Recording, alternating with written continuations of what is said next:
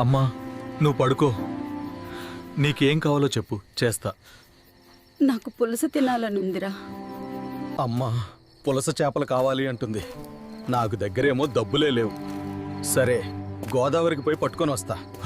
అయ్యో పులస చేప తప్ప అన్నీ పడుతున్నాయి. నా కర్మ.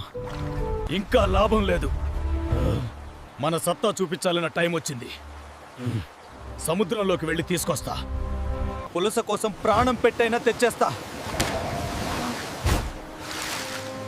అమ్మ కోసం ఏదైనా చేస్తా.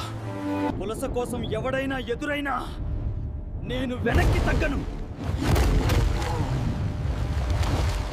అమ్మ కోసం అయితే ఏ సముద్రమైనా దాటేస్తా. మా ఇదిగో పులసలు. ఎన్నొట్టు. ఏమిట్రా ఇవన్నీ? మనిద్దరం తినలేంరా బిడ్డా. సరే అమ్మా, అయితే ఊర్లో అందరికీ పెడదాం.